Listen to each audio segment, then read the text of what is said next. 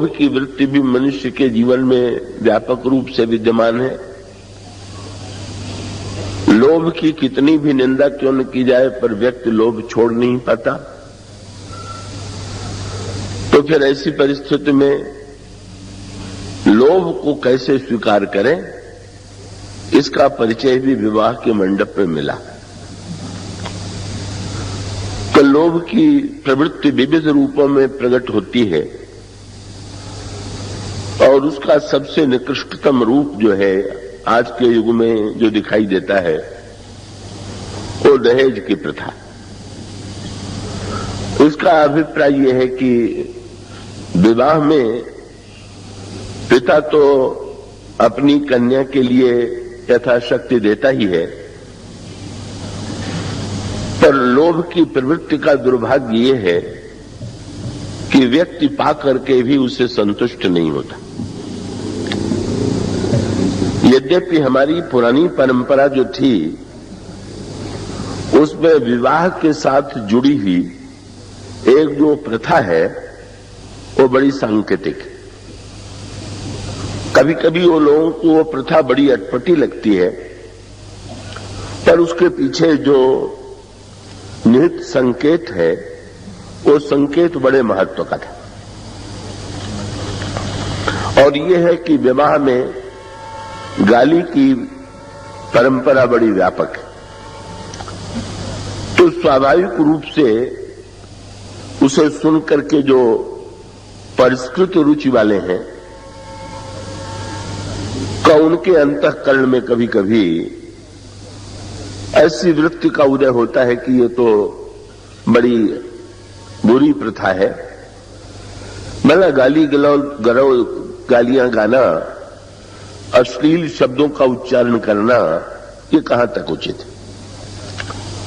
वो अपने स्थान पर उनकी दृष्टि ठीक हो सकती है, पर विवाह प्रसंग में जो कुछ संकेत के सूत्र चुने गए हैं उसको दृष्टिगत रख करके यदि विचार करें तो शायद हमें ऐसा प्रतीत नहीं होगा। गोस्वामी जी से पूछा गया कि गाली क्या है, तो उन्होंने गाली की भी बड़ी अनोखी व्याख्या की द्वावली रामायण में। उन्होंने कहा अमीय गारी गारेऊ गरल और गारी कीन करतार, प्रेम बैर की जनन जुग जानहि बुध न गवार। गोस्वामी जी ने कहा कि ब्रह्मा ने गाली का निर्माण जो किया वो विष और अमृत को मिला करके किया, और वो गाली विष के समान मारक भी हो सकती है और अमृत के समान जीवनदायिनी भी हो सकती है। पर कहते हैं जो बुद्ध जन है वही इसे समझ सकते हैं कि जो केवल शब्दों में ही उलझ जाते हैं वो इस रहस्य को नहीं जान पाते। और इसका अगर तात्विक दृष्टि से विचार करके देखें तो क्या गाली वस्तुतः गाली ही होती है क्या? क्यों? प्रत्येक भाषा में गाली के वही शब्द नहीं है जो आपकी भाषा में है। इसका अर्थ है कि शब्द के साथ ये प्रशंसा है कि ये गाली है, ये आरोपित मान्यता है, तात्विक सत्य नहीं। तो इस संदर्भ में मुझे प्रयाग विश्वविद्यालय के प्राध्यापक का संस्मरण नहीं भूलता। तो उस समय विदेशी प्राध्यापक भी आते थे क्योंकि देश में विदेशी शासन था। तो प्रयाग विश्वविद्यालय में इंग्लैंड से एक प्राध्यापक आए और लड़के जैसे चंचल स्वभाव के होते हैं, जब वो कक्षा में पढ़ाने के लिए आते थे तो वो कुछ गाली के शब्द ही आपस में उनके लिए प्रयोग करते थे। और वे सुनते थे कि मुझे देख करके लड़के कुछ शब्द बोलते हैं, तो उन्होंने पूछ दिया कि आप लोग जो मुझे देख करके शब्द बोलते हैं ये क्या है? मैं भी तो इन शब्दों से शिक्षा प्राप्त करूं। तो लड़कों ने कहा कि हम आपकी प्रशंसा में ये शब्द कहा करते हैं। तो उन्होंने यही कहा कि आप लोग लिखा दीजिए, कम से कम हिंदी में प्रशंसा के क्या शब्द हैं ये तो मैं पहले सीख ही लूं। और उन्होंने उन शब्दों को लिख लिया अपनी लिपि में।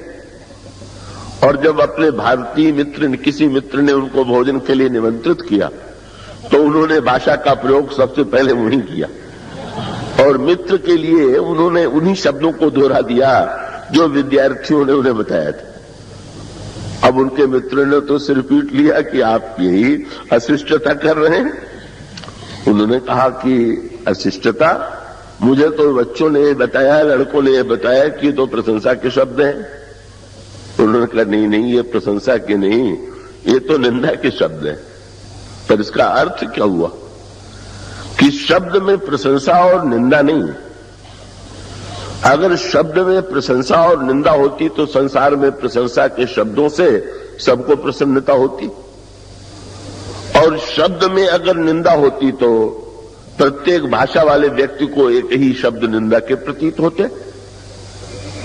तो इसका अभिप्राय कि शब्द तो एक माध्यम है, शब्द में जो निहित भावना है वही उसमें रस या विरसता की सृष्टि करती है।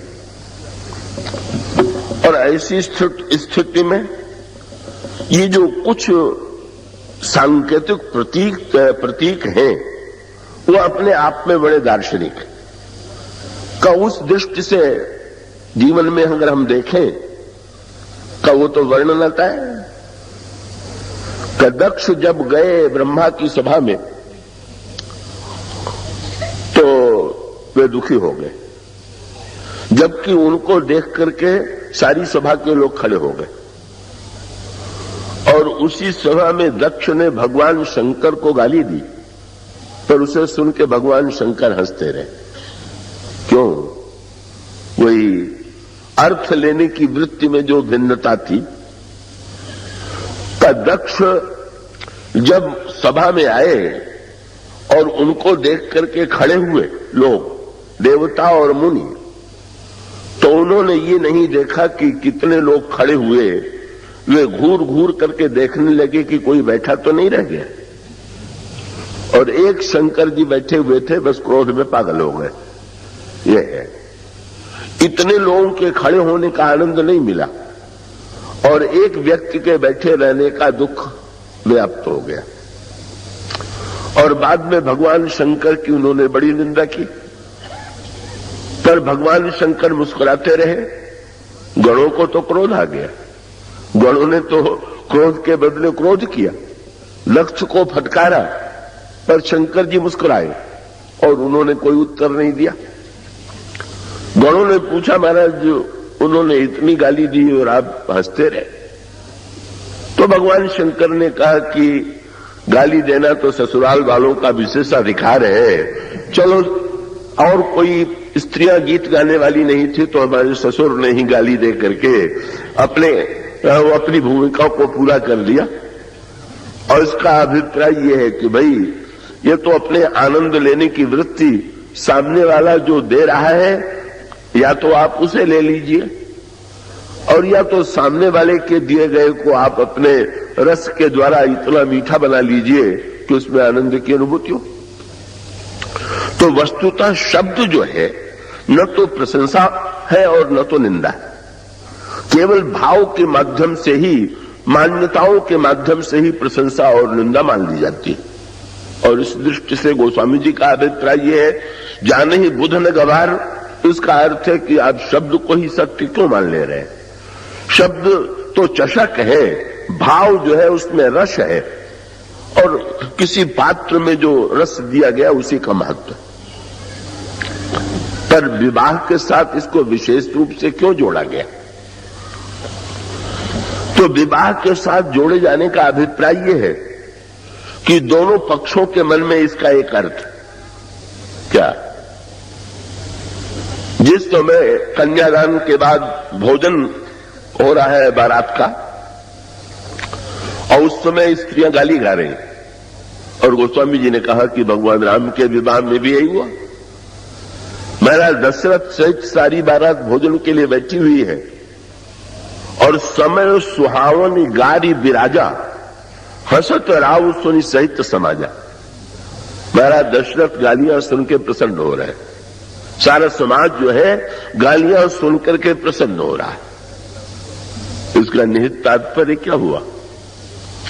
कन्यादान के बाद दो दृष्टियों से क्या कि भोजन में जो कई रस हैं उनके नाम से आप परिचित हैं। भोजन केवल मिठाई का नाम थोड़ी है। का भोजन के लिए तो कहा जाता है कि भोजन में 6 रस हैं और आप उनकी गणना करेंगे तो उसमें मधुर भी है, तिक्त भी है, कटु भी है, कचैला भी है, सारे रस 6 इस प्रकार से गिने जाते हैं। तो आप विचार करके देखिए तो गाली में तो 6 रस हैं, वो कड़वा भी है, कसैला भी है, मीठा भी है। और महाराज दशरथ ये सुनकर के हंसते हैं कि चलो मुंह से तो भोजन करने को मिल ही रहा है, कान से भी ये षडरस के स्थान पर 9 रस परोसा जा रहा है, क्योंकि ये तो कान से साहित्य के रस का पान किया जाता है। तो ये जो 9 रसात्मक वृत्त व आनंद मिल रहा है उसका आनंद ले रहे हैं और उसके पीछे औदार्य के भावना का संकेत भी है। वर पक्ष को हंसते देख करके यदि पूछ दिया जाए कि आप गाली सुन के प्रसन्न क्यों हो रहे, तो उसकी भावना ये होनी चाहिए कि जिसने कन्या जैसा दान दे दिया, अब अगर वो गाली का भी दान देता है तो भाई इतने बड़े दान के बाद उसको भी हम सम्मान से स्वीकार करते। और कन्या पक्ष से पूछा गया कि तुम्हें गाली देने की दान के बाद क्या आवश्यकता? तो जब गाली दी और उसे सुनकर के वर पक्ष को हंसी आई तो हमें आश्वासन मिला कि जब ये वर पक्ष वाले इतने उदार हैं कि गाली सुन के भी हंसते रहे, तो हमारी कन्या से अगर कोई भूल भी होगी तो हंसते ही रहेंगे, उस पर क्रोध नहीं करेंगे। अर्थ ही तो लेने की बात। और इसका अभिप्राय है, अर्थ आप क्या लेते हैं ये आप पर निर्भर है। तो भाई कन्यादान तो महानतम दान है और उसको ग्रहण करने के बाद अब क्या पाना शेष है, यही वृत्ति आनी चाहिए, यही इसमें निहित है। लेकिन दुर्भाग्य ये है कि समाज में वो वृत्ति नहीं पाई जाती। परंपरा के रूप में गाली गा दी जाती है, सुन लिया जाता है, लेकिन व्यवहार में न तो लोभ की प्रवृत्ति कम होती है, न तो क्रोध की प्रवृत्ति कम होती है, न तो काम की वृत्ति नियंत्रित रहती है। और इस तरह से विवाह एक मंगल के स्थान पर कई समस्याओं की सृष्टि करने वाला बन जाता है। तो ऐसी स्थिति में आज तो समाचार पत्रों में भी दहेज को लेकर के कितनी का जुगुप्सा, कितनी घृणित का बातें हो जाती हैं, ये पढ़ने को मिलता है। और इसके लिए दहेज के प्रथा की निंदा की जाती है, पर वो अपने आप में प्रथा निंदनीय नहीं है अगर व्यक्ति उसको संतुलित रूप में सहज भाव से ले। इसका अर्थ यह है कि कन्या का पिता जब कुछ देता है तो उसे स्वीकार करने में आपत्ति नहीं, पर जब लोभ का अतिरेक व्यक्ति को संतुष्ट नहीं करता और उसके साथ साथ जो पाने की वृत्ति है उसके साथ साथ जो दूसरी वृत्ति जुड़नी चाहिए, जब तक वो वृत्ति नहीं जुड़ती, का भगवान श्री राम के विवाह में दहेज दिया गया कि नहीं? तो वो समझते ही लिखा कि वो तो इतना दहेज दिया महाराज श्री जनक ने, अन्न कनक भाजन भरी जाना, महिषी धेनु वस्तु विधि नाना, कंबल बसन विचित्र पटोरे, भांति भांति बहुमोलन थोरे, गजरथ तुरग दास और उदासी, धेनु अलंकृत काम दुहासी, वस्तु अनेक करिय किमि लेखा, कहीं न जाए जाने जिन देखा। इतना दिया उन्होंने, घोड़े दिए, हाथी दिए, गाय दी। गोस्वामी जी ने तो कहा कि इतना उन्होंने दिया कि उसकी गणना नहीं की जा सकती। अब इसको पढ़ करके अगर व्यक्ति कहे कि अगर हम अधिक से अधिक लेते हैं तो उसमें क्या बुरा, तो गोस्वामी जी ने, एक सज्जन ने मुझसे यही कहा कि तो उस प्रथा का समर्थन तो रामायण में भी है। दाई दीन अनेक विधि, तो ऐसी स्थिति में इसमें बुराई कहां है। तो मैंने यही कहा कि उसी दाइज के बाद जो अगली पंक्ति है वो भी पढ़ लीजिए, तो आप समझ लेंगे कि उसका प्रयोग क्या होना चाहिए। जो मिले उससे लीजिए, पर लेने के बाद जो करना चाहिए वो भी तो कीजिए।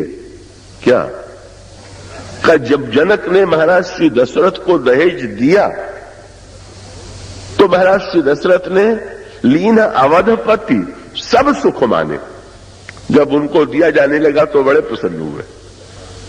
पर गोस्वामी जी ने कहा पाके ही प्रसन्न नहीं हुए, पाते ही उन्होंने पहला काम क्या किया, दीन जाचकन जो जेहि भावा।